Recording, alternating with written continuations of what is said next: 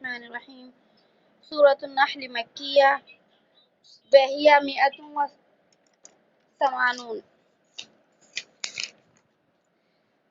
و ثمان و عشرون آیۃ، اس میں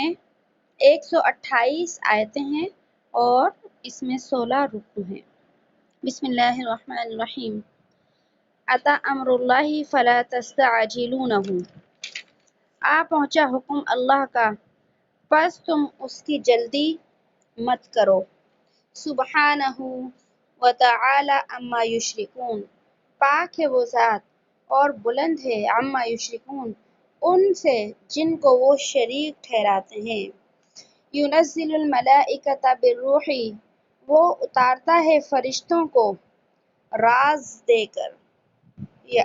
اتارتا ہے وہ فرشتوں کو وحی کے ذریعے، وحی دے کر، من امرہ اپنے حکم سے، علی من یشاء من عبادہ اپنے بندوں میں سے جس پر چاہے، اپنے بندوں میں سے جس پر چاہے، ان انذروا یہ کہ تم خبردار کر دو، انہ لا الہ الا انا فاتقون کہ بے شک نہیں ہے کوئی معبود مگر سوائے میرے، فاتقون پس تم مجھ سے ڈرو۔ آج ہم نے سورہ نحل شروع کی ہے۔ نحل کا جو لفظی معنی ہے وہ ہے شہد کی مکھی۔ عربی میں شہد کی مکھی کو جو ہے وہ نحل کہتے ہیں، اور اس صورت میں اللہ رب العزت شہد کی مکھیوں کا تذکرہ فرمائیں گے،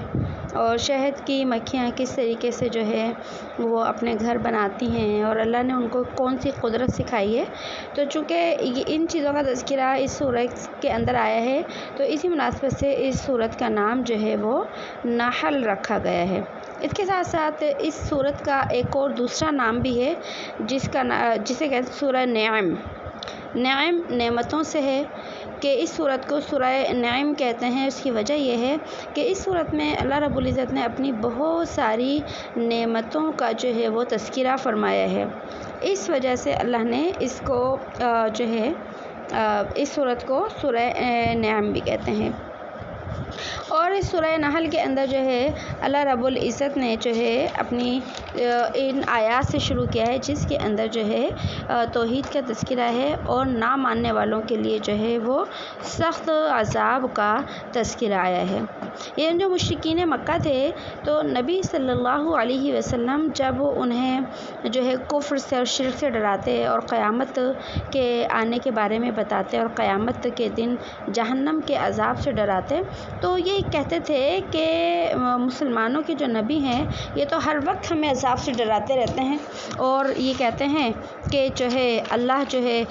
اسلام کے دشمنوں کو، اسلام کے مخالفوں کو سزا دے گا، لیکن ہمیں تو نظر نہیں آتا کہ قیامت آئے گی، اور نہ ہی ہمیں یہ نظر آتا ہے کہ اسلام کے دشمنوں کو کوئی سزا ملتی ہے۔ ہم بھی تو اسلام کے دشمن ہیں، ہمیں تو آج تک کوئی سزا نہیں ملی۔ تو اللہ نے اس صورت میں ان کو بھی جواب دیا ہے کہ تم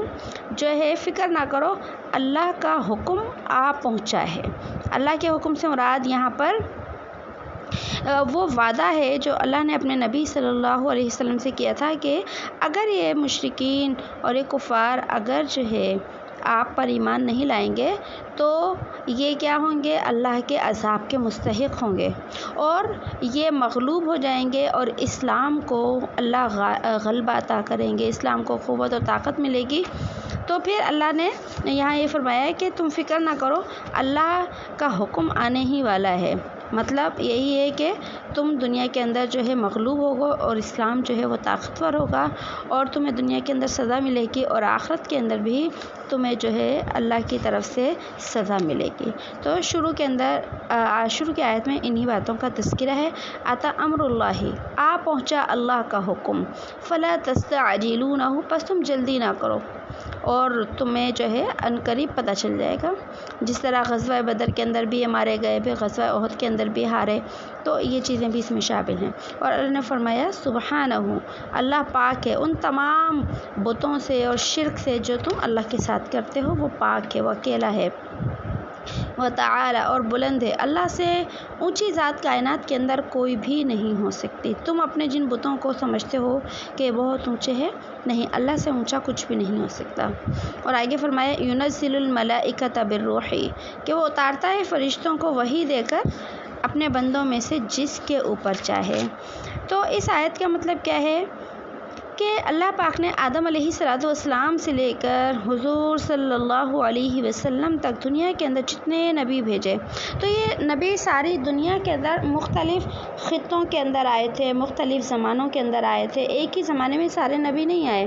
ایک ہی علاقے کے اندر سارے نبی نہیں آئے، ایک ہی ملک کے اندر سارے نبی نہیں آئے، ساری دنیا کے اندر الگ الگ حصوں کے اندر اللہ نے نبی بھیجے۔ لیکن جتنے بھی انبیاء علیہ السلام دنیا میں آئے اور جس زمانے کے اندر آئے کہ ان نبیوں کے اندر ہزاروں سال کا بھی فاصلہ ہوا کرتا تھا، ہزاروں سال کے فاصلے کے بعد بھی جب انبیاء علیہ السلام آتے تو ان سب کا پیغام ایک ہی ہوتا تھا، یعنی توحید کا۔ جتنے انبیاء علیہ السلام آتے، ہزاروں برس کے فاصلے کے باوجود بھی سب کے سب اللہ کی وحدانیت کا پیغام لے کر آتے تھے۔ تو اگر سوچا جائے تو یہی چیز اللہ پر ایمان لانے کے لیے کافی ہے کہ جن نبیوں کے اندر ہزاروں سال کا فاصلہ ہے، جیسے حضرت ابراہیم علیہ السلام اور ہمارے نبی صلی اللہ علیہ وسلم کے درمیان کم و بیش 4000 سال کا فاصلہ تھا۔ 4000۔ آپ دیکھیں جو دور نبوت ہے، ہمارے نبی صلی اللہ علیہ وسلم کا جو زمانہ تھا اور آج کے دن جو ہم زندہ ہیں، اس میں تقریباً 1450 سال کا فاصلہ ہے۔ 1000 جو ہے وہ 450 سال، 1450 سال، تو 4000 سال کا عرصہ کتنا طویل ہوگا۔ تو ہر نبی اپنے اپنے دور کے اندر آیا اور توحید کی دعوت لے کر آیا۔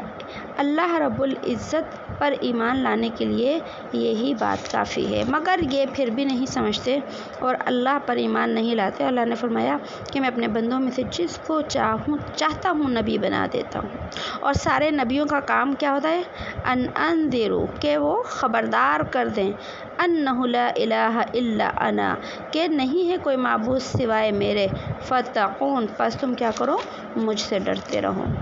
آگے فرمایا خلق السماوات والارض بالحق، پیدا کیا اس نے آسمانوں کو اور زمینوں کو ٹھیک ٹھیک، تعالی عما یشرکون، وہ بلند ہے ان چیزوں سے جن کو وہ شریک ٹھہراتے ہیں۔ خلق الانسان من نطفۃ، پیدا کیا اس نے انسان کو ایک قطرہ پانی سے، فاذا ہوا خصیم مبین، بس وہ ہو گیا جھگڑنے والا، خصیم جھگڑنے والا، مبین بولنے والا۔ اس صورت میں اللہ نے اپنی بہت ساری جو ہے ان نعمتوں کا تذکرہ کیا ہے جو اس نے جو ہے انسانوں کو دی ہیں، اور اپنی بہت ساری تخلیق کا ذکر کیا ہے کہ اس نے کائنات میں کتنی بڑی بڑی چیزیں پیدا کی۔ تو ان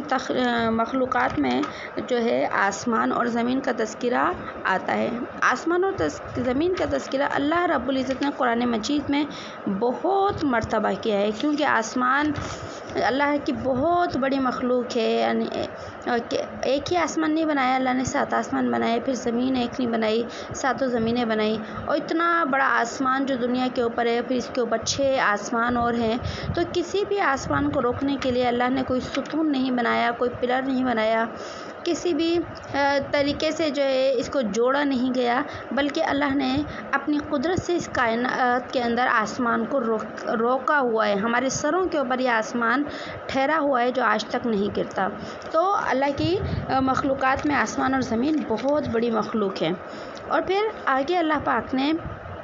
انسان کی تخلیق کا ذکر کیا کہ اے انسان، تجھے میں نے گندے پانی سے بنایا ہے، تیری تو اوقات یہ ہے، تیری حقیقت یہ ہے کہ تو پیدا ہونے کے اندر بھی جو ہے کیا تھا؟ میرا محتاج تھا، اور تجھے میں نے اس طریقے سے پیدا کیا۔ اور جب انسان دنیا میں پیدا ہو گیا، پیدا ہونے کے بعد جب اللہ نے اس کو کھلایا پلایا، اس کی پرورش کی، اس کے جسم کے اندر اتنی طاقت دی، اور وہ چلنے پھرنے کے اور بھاگنے کے اور کمانے کے قابل ہوا، جب وہ بڑا ہوا تو اللہ نے فرمایا کہ اس کو تو یہ چاہیے تھا کہ وہ اپنی پیدائش کو دیکھتا، اس کائنات کو دیکھتا، اللہ کی طاقت کو دیکھتا، اور پھر اللہ کی قدرت کو دیکھتا، اللہ کے انعامات کو دیکھتا، اور اللہ کے اوپر ایمان لے کر آتا، اللہ کی بندگی کرنے کی کوشش کرتا۔ لیکن جب وہ شخص بڑا ہوا فَإِذَا هُوَ خَصِيمٌ مُّبِينٌ، وہ جھگڑنے لگا اور بولنے لگا کہ یہ انسان جو ہے اللہ نے اس کو بڑا کمزور جو ہے مخلوق بنایا ہے کہ دیکھیں ہم ہوا کا مقابلہ بھی نہیں کر سکتے، ہم پانی کا مقابلہ بھی نہیں کر سکتے کہ پانی کے اندر انسان ڈوب جاتا ہے، انسان آگ کا مقابلہ نہیں کر سکتا کہ جل جاتا ہے، اسی طریقے سے انسان گرمی برداشت نہیں کر سکتا، زیادہ سردی برداشت نہیں کر سکتا، انسان بھوک نہیں برداشت کر سکتا، انسان پیاس نہیں برداشت کر سکتا، اور انسان کمزور اتنا ہے کہ مال کے بغیر زندگی نہیں گزار سکتا، اور بہت ساری چیزیں ہیں جس میں کیا ہے انسان کمزور ہے۔ لیکن جب یہ کمزور انسان اس کو اللہ نے بولنے کی صلاحیت عطا کی تو یہ جھگڑنے لگا۔ اب جھگڑنے سے یہاں پر انسانوں سے جھگڑنا مراد نہیں ہے، بلکہ جھگڑنے سے مراد اللہ کے دین میں جھگڑا مراد ہے۔ اللہ کے دین میں جھگڑا کس طرح کہ اللہ کو ماننے کے بجائے یہ غیر اللہ کی عبادت کرنے لگا، اللہ کی ذات کے اندر، اللہ کی صفات کے اندر اعتراضات کرنے لگا، شک کرنے لگا۔ جیسے کہ نبی علیہ الصلوۃ والسلام جب دین کی دعوت دیتے اور پیغام لے کر آتے، کہیں اللہ کی ذات کے اوپر جو ہے شک کرتے، کہیں نبی علیہ الصلوۃ والسلام کی نبوت کے اوپر شک کرتے، کبھی کوئی مطالبے کرتے، کبھی فرمائشیں کرتے۔ ابھی 2 دن پہلے سبق کے اندر بھی ہم نے ان کے مطالبے اور فرمائشیں پڑھی، کہتے تھے کہ اے نبی اگر تم سچے ہو تو کیا کرو، آسمانوں کے اوپر جاؤ، آسمانوں کے اوپر جا کر وہاں کے دروازے کھلواؤ اور وہاں پر جو ہے ایک کتاب لے کر آؤ، اس کتاب کے اندر جو ہے ہمیں لکھا ہوا یہ ملے کہ آپ نبی ہیں تو پھر ہم مانیں گے، یا ہمیں دکھاؤ کہ تمہارا رب کہاں پر ہے۔ کبھی کہتے ہیں کہ مکہ کی اس وادی کے اندر جو ہے وہ باغات لگا دو، مکہ کی اس وادی کے اندر جو ہے وہ نہریں بہا دو، پھر ہم تمہیں نبی مانیں گے۔ تو یہ ہے جھگڑنا کہ یہ اللہ کی ذات کے اندر اور نبی کی نبوت کے اندر کیا کرنے لگا، جھگڑا کرنے لگا۔ تو جب انسان اللہ کی ذات میں جھگڑتا ہے اور شک کرتا ہے تو پھر وہ کیا ہوتا ہے، ہلاک و برباد ہو جاتا ہے۔ اور آگے فرمایا والانعام خلقها، اور چوپائے جانور پیدا کیے اس نے، لکم فیہا دفء، تمہارے لیے اس میں گرم سامان ہے، دفء گرم سامان ہے، ومنافع، اور بہت سے فائدے ہیں، ومنہا تأکلون، اور ان میں سے بعض کو تم کھاتے ہو، ولکم فیہا جمال، اور تمہارے لیے ان کے اندر زینت ہے، خوبصورتی ہے، حین تریحون، جب تم شام کو چرا کر لاتے ہو، وحین تسرحون، اور جب تم صبح کو چرانے لے جاتے ہو۔ یہاں پر اللہ رب العزت نے اب پھر انسانوں کے اوپر کیے گئے انعامات کا تذکرہ فرمایا ہے، اور اللہ نے یہ جو انعامات انسان کے اوپر کیے ہیں ان میں کافر اور مومن کی کوئی تخصیص نہیں رکھی کہ میرے یہ انعام، میری نعمتیں صرف ایمان والوں کو ملیں گے، نہیں، ہم دیکھتے ہیں کہ دنیا میں اللہ کی نعمتیں ایمان والوں کے لیے بھی ہیں تو پھر کافروں کے لیے بھی ہیں۔ تو اللہ نے یہاں پر ان کے اوپر احسان جتایا کہ دیکھو کہ تم مجھے مانتے نہیں ہو، تم شرک کرتے ہو، لیکن پھر بھی میں تمہارے اوپر کیا کرتا ہوں، انعام اور احسانات کیے چلے جا رہا ہوں۔ اب یہاں پر اللہ رب العزت نے چوپایوں کا ذکر کیا ہے۔ چوپائے جانور جو ہماری انسانی زندگی میں کیا آتے ہیں، ہمارے کام آتے ہیں۔ ایک تو دیکھیے درندے ہوتے ہیں جو جنگلوں میں رہتے ہیں، وہ انسان کے نہ انسان ان کا گوشت کھا سکتا ہے، نہ ان کا دودھ استعمال کر سکتا ہے، نہ ان کے اوپر سواری کر سکتا ہے، کچھ نہیں کرتا۔ چوپائے وہ ہوتے ہیں یا تو ان کا گوشت کھایا جاتا ہے، یا ان کا دودھ پیا جاتا ہے، یا ان کے اوپر سواری کی جاتی ہے۔ اب قرآن مجید جس دور کے اندر نازل ہوا تو اس دور کے اندر جانور ہی جو ہے سواری کے لیے استعمال ہوتے تھے، سامان کے لیے استعمال ہوتے تھے، اور جو اہل عرب تھے جن کے پاس اللہ نے قرآن مجید اس وقت بھیجا، تو عرب کے جو لوگ تھے نا ان کی جو معیشت تھی اس کا بڑا دار و مدار جانوروں کے اوپر تھا. جیسے جانوروں کا کاروبار کیا کرتے تھے. آج کل تو کاروبار کی بہت ساری جدید شکلیں ہیں، لیکن اس دور میں عربوں کے ہاتھ، چونکہ عرب ایک ریگستانی علاقہ ہے، آج بھی ہم دیکھتے ہیں کہ مکہ سارا کا سارا پہاڑی علاقہ ہے، اس کے اندر جو ہے کوئی بھی چیز نہیں اگتی. تو اس دور میں بھی مکہ کے اندر فصلیں، باغات، یہ چیزیں عموماً نہیں ہوا کرتی تھیں. تو عرب لوگوں کا جو کمائی کا جو دار و مدار تھا وہ زیادہ تر جانوروں کے اوپر تھا. اس لیے اللہ رب العزت نے عربوں کے لیے خاص طور پر قرآن کریم میں کئی جگہ جانوروں کا ذکر فرمایا کہ تم کتنے نافرمان اور ناقدر لوگ ہو کہ اللہ نے تمہیں تو پیدا کیا ہی، تمہارے نفع اور فائدے کے لیے کیا ہے، چوپایوں کو بھی پیدا کیا. والانعام خلقها، تو اس نے چوپایوں کو پیدا کیا، اور جب چوپایوں کو پیدا کیا تو ان چوپایوں کے اندر اللہ نے تمہارے لیے فائدے رکھے. یہاں پر اللہ رب العزت نے جانوروں، چوپایوں کے 2 فائدے خاص طور پر ذکر کیے ہیں، اور ان میں پہلا فائدہ ہے فیہا دفء، کہ اس کے اندر تمہارے لیے گرمی حاصل کرنا ہے، گرم سامان ہے وہ جانور تمہارے لیے. اب جانور گرم سامان کس طریقے سے ہیں کہ دیکھیے اللہ نے ایسے جانور بنائے ہیں کہ ان کے جسموں کے اوپر جو ہے اون ہوتی ہے، اور اون جو ہے انسان کی زندگی میں بہت کام آنے والی چیز ہے کہ انسان جو ہے اس سے کپڑے بناتا ہے، خاص طور پر گرم کپڑے، گرم ٹوپیاں، اور ہر دور کے اندر جو گرم کپڑے پہنے جاتے ہیں وہ اون سے بنائے جاتے ہیں. تو اس لیے اللہ نے فرمایا ہے کہ بظاہر تم جانوروں کا دودھ بھی پی رہے ہو اور ان کا گوشت کھا رہے ہو، لیکن ان سے حاصل ہونے والی اون سے جو ہے تم گرمی حاصل کرتے ہو، مراد گرم کپڑے بناتے ہو. اور فرمایا ومنافع، اور اس میں اور بھی بہت سارے جو ہے کیا ہے تمہارے لیے فائدے ہیں. فائدے کس طریقے سے کہ اس میں بے شمار فائدے ہیں. انسان جانوروں کے گوشت سے بھی فائدہ اٹھاتا ہے، اس کے کھال سے بھی فائدہ اٹھاتا ہے، ہڈی سے بھی، اس کے بالوں سے بھی، بہت ساری جانوروں کی مختلف حصوں سے انسان کی زندگی کی مختلف چیزیں جو ہیں وہ بنتی ہیں. دیکھیں چمڑے سے جتنی بھی ہیں، یہ چمڑے کی لیدر کی جتنی بھی چیزیں ہیں، تو اصل تو یہ لیدر جو ہوتا ہے جانوروں کی کھال کا ہی ہوتا ہے. آج کل تو مصنوعی لیدر بہت ساری چیزوں سے بننے لگا ہے، لیکن اصلی لیدر، یہ چمڑا جو ہوتا ہے جانوروں کی کھال کا ہی ہوتا ہے. اسی طریقے سے جانوروں کے جسم کے بہت سارے حصوں کو جو ہے وہ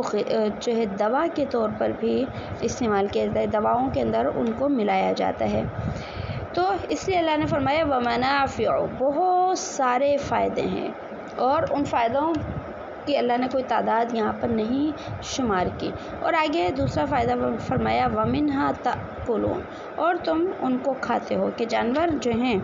انسان ان جانوروں کو جو حلال جانور ہیں ان کو ذبح کر کے اپنی خوراک کے طور پر استعمال کرتا ہے. جب تک انسان دنیا میں زندہ ہے، جس دور کے اندر بھی انسان دنیا میں زندہ ہے، ان جانوروں کے گوشت کی ہمیشہ انسان کو کیا ضرورت رہے گی، جانوروں کے دودھ کی انسان کو جو ہے ہمیشہ ضرورت رہے گی. پھر انسان گوشت سے بہت ساری مختلف چیزیں بناتا ہے، اسی طرح دودھ سے انسان جو ہے بہت ساری مختلف چیزیں بناتا ہے. اس کے بعد آگے والی آیت میں اللہ رب العزت نے عربوں کے لیے جو ہے ایک اور جانوروں کا فائدہ بیان کیا ہے کہ تمہارے لیے جانوروں کا فائدہ ایک اور کیا ہے کہ یہ جانور تمہارے لیے خوبصورتی اور زیب و زینت کا ذریعہ ہیں. کس طریقے سے؟ دیکھیے عربوں کے ہاں چونکہ جانور ایک جو ہے پراپرٹی سمجھی جاتی تھی. جیسے آج دیکھیے ہمارے ہاں بہت پراپرٹی کی مختلف شکلیں ہیں، کوئی کسی کے پاس گاڑیاں ہوتی ہیں، کسی کے پاس جو ہے وہ بینک بیلنس ہوتا ہے، تو وہ اس کی پراپرٹی ہوتی ہے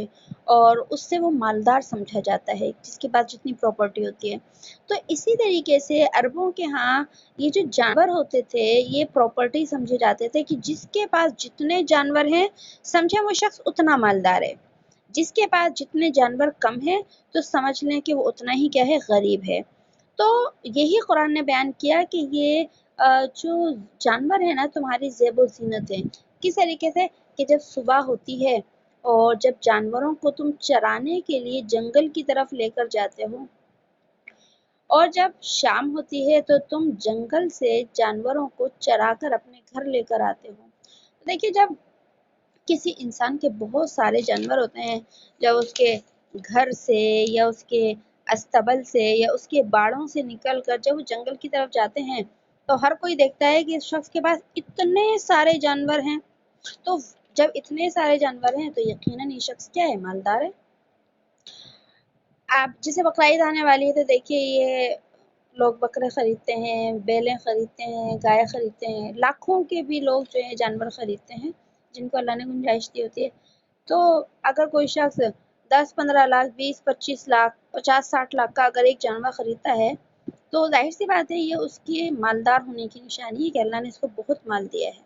تو یہی چیز قرآن نے یہاں بیان کی ہے کہ جب تمہارے گھروں سے یہ جانور نکلتے ہیں تو یہ تمہاری عزت بڑھاتے ہیں، لوگوں کے اندر تمہارا کیا ہوتا ہے؟ ایک مقام ہوتا ہے کہ تم بڑے کیا ہو؟ مالدار ہو،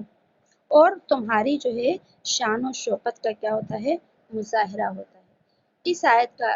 جو ہے یہ مطلب ہے وَلَكُمْ فِيهَا جَمَالٌ، تمہارے لیے ان جانوروں کے اندر زیب و زینت ہے، حِینَ تُرِیحُونَ، جس وقت وہ شام کو چر کر آتے ہیں، حِینَ تسرحون، اور جس وقت وہ صبح کو چرنے جاتے ہیں، دونوں ٹائم آتے جاتے لوگ انہیں دیکھتے ہیں اور انہیں پتہ چلتا ہے کہ شخص بڑا کیا ہے؟ مالدار ہے۔ تو یہ مال دینے والا، یہ تمہیں اتنی نعمتیں دینے والا ایک اکیلا اللہ ہے، جس اللہ کو تم نہیں مانتے۔ اور پھر آگے فرمایا جانوروں کا ایک اور فائدہ اللہ نے بیان کیا قرآن کریم کے اندر، وَتَحْمِلُ أَثْقَالَكُمْ إِلَى بَلَدٍ، اور اٹھا کر چلتے ہیں، اثقالکم تمہارے بوجھ کو، الی بلدن شہروں تک، لم تکونوا کہ تم نہیں پہنچتے، بالغیہ الا بشق الانفس تم نہیں پہنچتے وہاں پر مگر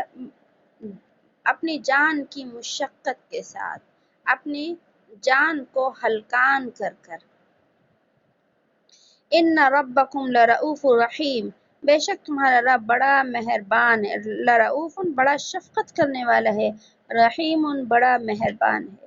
کہ اللہ فرما رہے ہیں کہ مشرکین مکہ سنو کہ جس طریقے سے اللہ نے تمہیں جانور دیے، ان جانوروں سے لوگوں میں تمہاری عزت ہوتی ہے، مقام ہوتا ہے، مرتبہ ہوتا ہے، تو اسی طرح ایک جانوروں کو فائدہ یہ ہے کہ یہ جانور جو ہے تمہارے بوجھ کو اٹھاتے ہیں۔ آج کل تو دیکھیے ہم اپنی سامان کو اٹھانے کے لیے، بڑے بڑے وزنی سامان کو اٹھانے کے لیے اور ہلکے سامان کو اٹھانے کے لیے گاڑیاں استعمال کرتے ہیں، لیکن جس دور میں گاڑیاں نہیں تھیں تو سواری کے لیے بھی جانوروں کو استعمال کیا جاتا تھا، اور سامان کو لانے لے جانے کے لیے بھی جو ہے جانوروں کو استعمال کیا جاتا تھا، اور ساری تجارت بھی ان جانوروں کے ذریعے ہوتی تھی، سارا سامان جانوروں پہ لادا جاتا تھا۔ تو اللہ فرما رہے ہیں کہ یہ جو جانور ہیں ان کو میں نے تمہارا غلام بنایا ہے، تمہارا تابع بنایا ہے، کہ جس طرف تم جتنا سامان رکھتے جاتے ہو یہ چپ کر کے کھڑے رہتے ہیں، اور جس طرف تم ان کو لے کر چل پڑتے ہو یہ اسی طرف چلنے لگتے ہیں۔ حالانکہ انسان کے مقابلے میں جانوروں کی کتنی زیادہ طاقت ہے، انسان کی طاقت بہت کم ہے، جانوروں کی طاقت بہت زیادہ ہے، لیکن یہ اللہ کا وہ حکم ہے جس کی وجہ سے جانور انسان کے کیا ہوتے ہیں؟ تابع ہوتے ہیں۔ اس لیے فرمایا کہ وَتَحْمِلُوا أَثْقَالَكُمْ إِلَى بَلَدٍ، یہ جانور تمہارے بوجھ اٹھاتے ہیں، اور یہ بوجھ ایسا ہے کہ تم یہ بوجھ اٹھا کر نہیں پہنچ سکتے کہ اتنا وزنی سامان تم اپنے کندھوں کے اوپر اٹھا لو اور ایک شہر سے دوسرے شہر کی طرف چلے جاؤ، ایسا نہیں ہو سکتا، تم یہ وزن نہیں اٹھا سکتے۔ اور فرمائے الا بشق الانفس، مگر اپنی جان کو ہلکان کر کے، کہ تم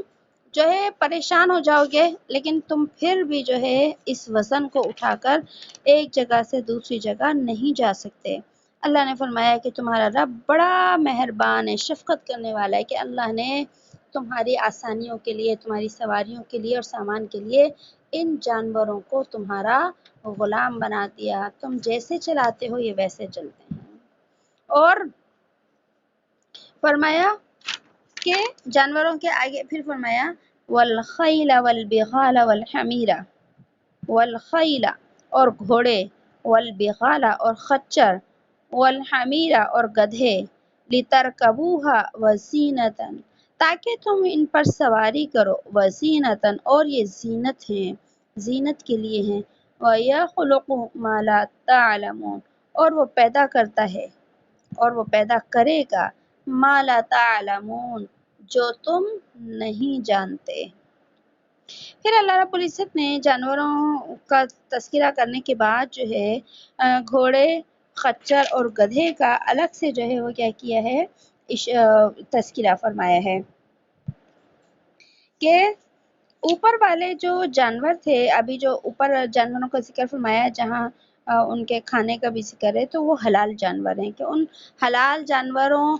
کو تم جو ہے کھا بھی سکتے ہو اور ان پہ سامان وغیرہ رکھنا چاہو تو بھی رکھ سکتے ہو اور خود سواری کرنا چاہو تو بھی کر سکتے ہو۔ لیکن نیچے والے جو جانور والخیل والبغال جو ہے اس سے وہ جانور مراد ہیں خچر اور گدھے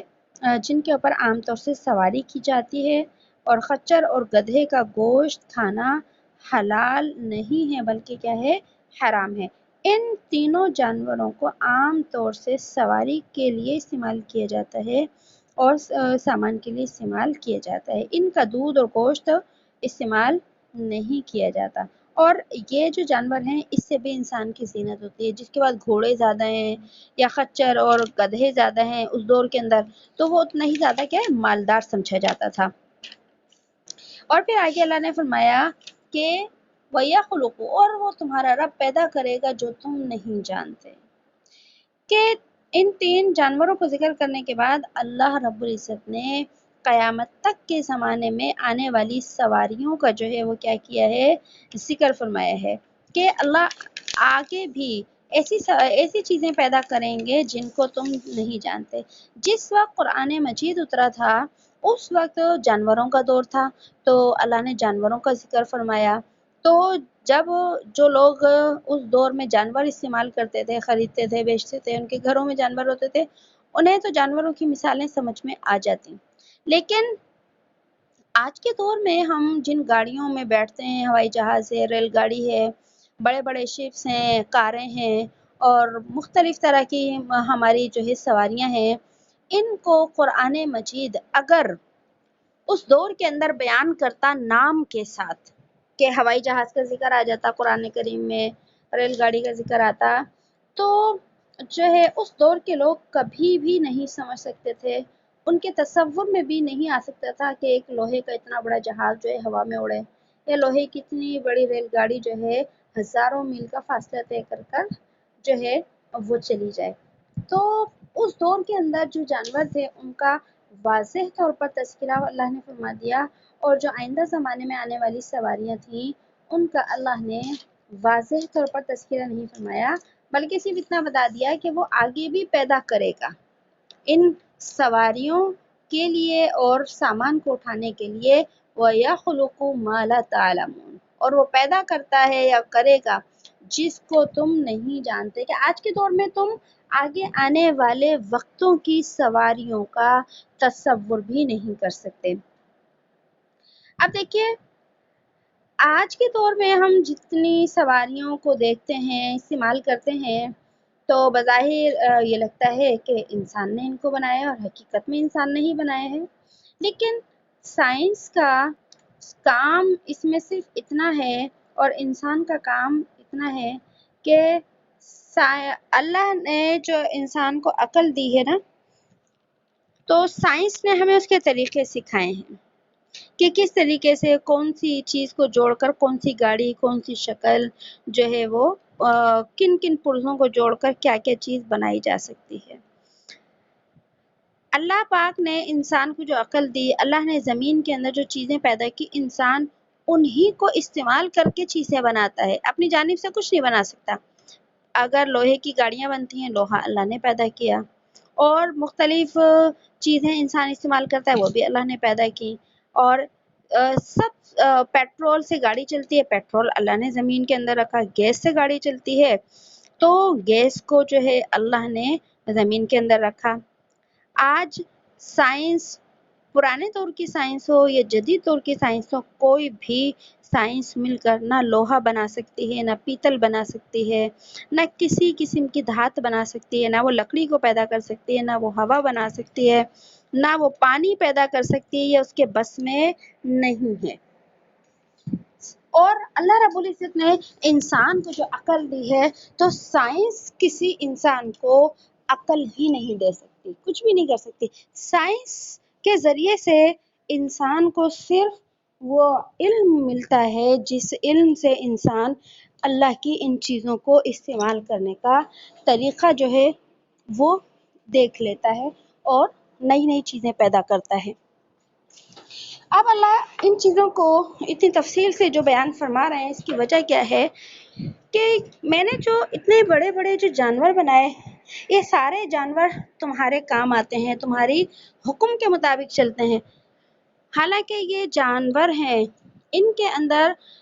समझने की सलाहियत नहीं है,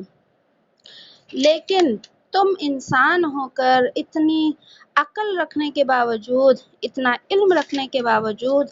अल्लाह की मर्जी पर चलने के लिए तैयार नहीं हो। इसलिए जो है यहाँ पर जानवरों का अल्लाह रब्बुल इज़्ज़त ने खुसूसियत के साथ जो है वो तज़किरा फरमाया। और आगे फरमाया व अलल्लाहि क़स्दु सबीली व मिन्हा जाइरुन,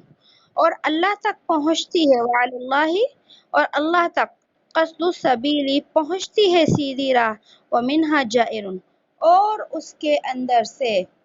और उसमें टेढ़ापन भी है। वलौ शाअ लहदाकुम, और अगर वो चाहता है तो सीधी राह दे दे अजमाइन, तुम सबको। इस आयत के अंदर अल्लाह क्या फरमा रहे हैं कि मैंने जो दुनिया में इतनी सारी नेमतें बनाई हैं, तो उन नेमतों को देखकर भी तुम मुझे पहचान सकते हो कि कायनात में जो मालिक है वो सिर्फ अकेला अल्लाह है। और जब इंसान जो है अकेला अल्लाह के ऊपर ईमान ले आता है, तो फिर अल्लाह उसे सिराते मुस्तकीम पर चला देते हैं। सिराते मुस्तकीम वो रास्ता है जो इंसान को अल्लाह तक पहुंचा देता है। और इसके खिलाफ जब लोग जो है अल्लाह पर ईमान नहीं लाते, तो वो सिराते मुस्तकीम के बजाय दूसरे टेढ़े रास्ते अख्तियार कर लेते हैं। अब टेढ़े रास्तों से मुराद कुफ्र और शिर्क के रास्ते हैं कि कुरान करीम में अल्लाह ने अपनी पहचान के लिए इतनी आयात, इतने दलाइल बयान किए, लेकिन वो लोग इन आयात से फ़ायदा ही नहीं उठाते, इन निशानियों से फ़ायदा नहीं उठाते, बल्कि भटकते रहते हैं। तो अल्लाह फरमा रहे हैं कि लोगों, वलौ शाअ लहदाकुम, अगर अल्लाह चाहे तो तुम सबको हिदायत दे दे, कि अल्लाह चाहे तो सबको मुसलमान कर दे। अल्लाह के लिए क्या मुश्किल है, अल्लाह के लिए नामुमकिन है क्या जो है सारे लोगों को क्या कर दे, मुसलमान कर दे। तो अल्लाह फरमा रहे हैं कि मैं सबको चाहूँ तो मजबूर करके सीधे रास्ते पर डाल दूँ, ये मेरे इख्तियार में है, लेकिन मेरी हिकमत और मसलहत के तकाज़े के ये ख़िलाफ़ है कि मैं सबको मजबूर करके जो है मुसलमान कर दूँ, ईमान जो है ईमान के रास्ते पर डाल दूँ। बल्कि हिकमत का, मसलहत का तकाज़ा ये है, अल्लाह ने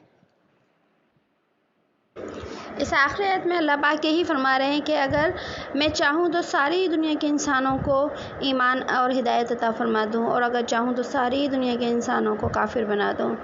लेकिन अल्लाह पाक ने इंसान को सीधा रास्ता भी दिखाया और जो है गलत रास्ता भी दिखाया, यानी जन्नत का रास्ता भी दिखाया, जहन्नम का भी रास्ता दिखाया, और फिर इंसान को मर्ज़ी अता कर दी, इख्तियार अता कर दिया कि चाहो तो जन्नत के रास्ते को इख्तियार कर लो और चाहो तो जहन्नम के रास्ते को इख्तियार कर लो। अल्लाह पाक हम सबको जन्नत के रास्ते पर चलने की तौफ़ीक़ अता फ़रमाए। इंशाअल्लाह बकिया सबक जो है अगली कल की क्लास में होगा। अस्सलामु अलैकुम व रहमतुल्लाहि व बरकातुहू। सुब्हानल्लाहि व बिहम्दिही, सुब्हानकल्लाहुम्मा व बिहम्दिका, नशहदु अन ला इलाहा इल्ला अंता, नस्तगफिरुका व नतूबु इलैक। सुब्हान रब्बिका रब्बिल इज़्ज़ति अम्मा यसिफून व सलामुन अलल मुरसलीन, वल्हम्दुलिल्लाहि रब्बिल आलमीन।